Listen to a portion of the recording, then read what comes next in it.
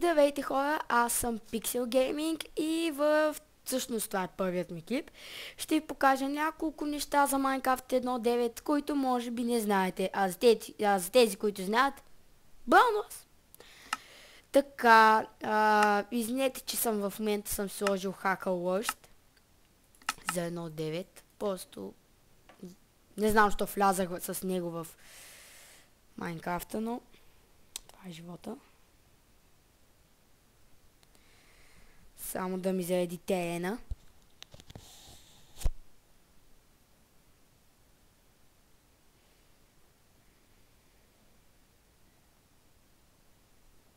Май честно не трябваше да влизам с хака, защото много бави зареждането, ама.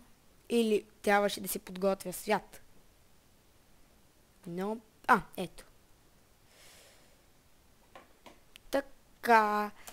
Първият факт за 1.9, който ще ви показвам, е свързан с главата на Ендър Дракона. В 1.9 я има, за тези, които не знаят. Така. За това не съм сигурен. Добре.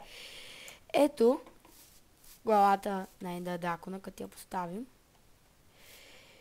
И готина е супер, но не ви се иска нещо друго да прави. Ако сложите някъде редстоун до нея, или да кажем айде под нея, тя започва да, в смисъл, как да ви го кажа, ето вие сами виждате, че започва да си мърда устата. Не ви бие никакъв демидж, ето. Малко ще ви печат цифрите от Фрапса, обаче съжалявам. То честно да си призная, и на мен ми печат. Другия клип ще ги махна. Ето, никакъв демидж не бие, а е само за готина декорация. Така, сега пак не ги е от едно. Също става, ако искате... Айде, така. Ако искате... ето, може мисля, че сръчка, да. Или... слагате, да кажем, редстоун, така. Надалече. И аз си я пусна главата. Цак. И ето тя започва евентуално да се мърда. Също става и с редстоун факли. Именно така. Или ако искате за декорация, в смисъл да не е така въздуха да седим, може зад нея. И всякакви е така. Това беше първото. Тя наистина да ги махна тези букви, много са досадни. Така, второто нещо, което ще ви покажа, всъщност, да, и това е факт. Ето за шълкъра или шулка, както го наричат. Ето да кажем, само да си настройки, така, пая си на Peaceful. И както повечето, надявам се от вас да знаят, че щом сте на Peaceful, ето, като слагате, да кажем, Creeper и всякакви други чудовища не се спалмат. Но, ако вземете, да кажем, шукера и като го поставите, то е пак чудовище, но... Пак е чудовище, но не ви атакува. Ето. Той в момента си е просто едно купче. И нито ви бие, нито се...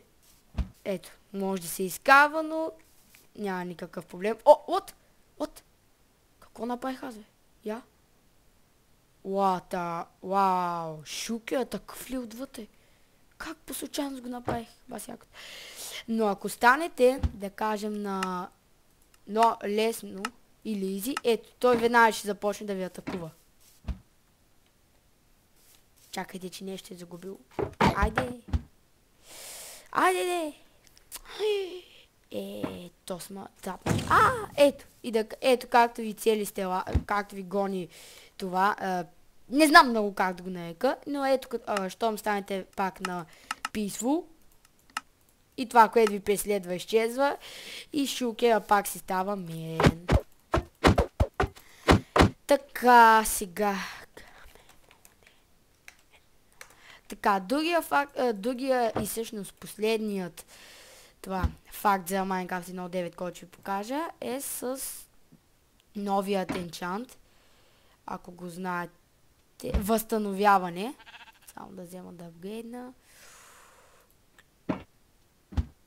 Така. И ето да кажем. Чакай да ги направя две. Ето, за възстановяване. И другата.